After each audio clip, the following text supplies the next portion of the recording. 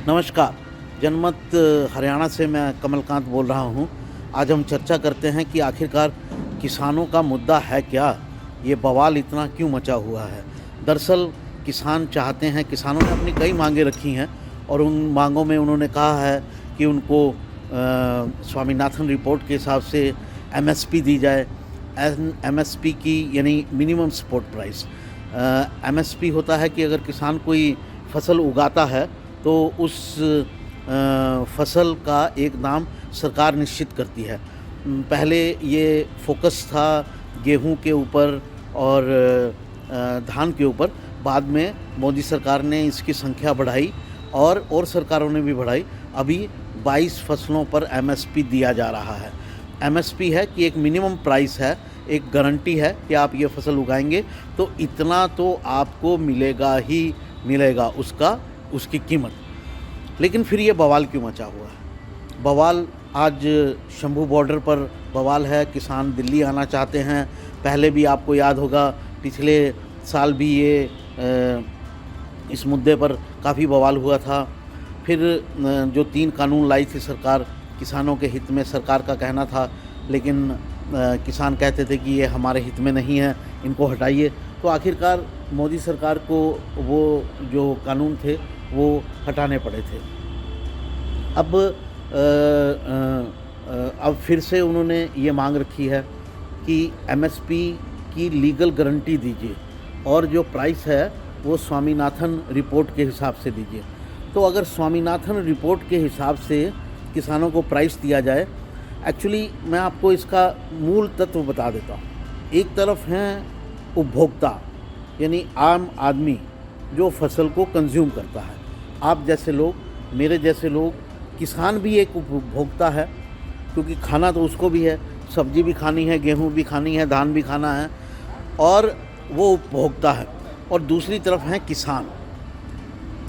किसान और उपभोक्ता के बीच में एक बैलेंस बनाने की ये कोशिश है जो कन्फ्लिक्ट का कारण है।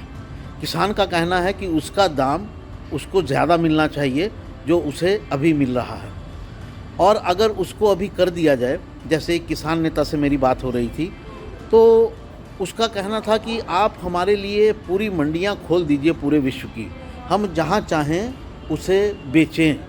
तो उन्होंने उदाहरण दिया पाकिस्तान का कि जहां अभी गेहूं की कीमत जो है वो 7,000 रुपये क्विंटल है, यानी 70 रुपये किलो। हिंदुस्तान में है ये जो एमएसपी है वो 2324 रुपये के आसपास है, जो जाके बिकता है बाज़ार में 30 रुपये के करीब मिल जाता है। एक अच्छा गेहूं भी जो है वो आटा जो है वो 40 रुपये किलो मिल जाता है, जो मध्य प्रदेश की फसल कही जाती है, जिसमें ज़्यादा प्रोटीन होता है। अब किसान चाहता है कि अगर मार्केट में उसका रेट इतना ज़्यादा है तो उसको भी उसी प्राइस पर बेचा जाना चाहिए। दरअसल ये बहुत कॉम्प्लेक्स मुद्दा है और इसमें दोनों तरह के पक्ष हैं। कहीं किसान भी जायज़ हैं और कहीं सरकार भी जायज़ है और कहीं उपभोक्ता भी जायज़ है। अगर सरकार किसान की कीमत बढ़ाती है, किसान की फसल की कीमत बढ़ाती है, तो इसका सीधा सीधा असर जो पड़ता है वो पड़ता है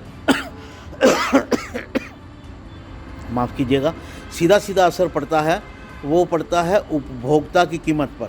आप सोचिए, मान लीजिए आपको आटा 70 रुपये किलो मिलने लगे या सरसों आपको 300 रुपये लीटर मिलने लगे तो बहुत दिक्कत होगी।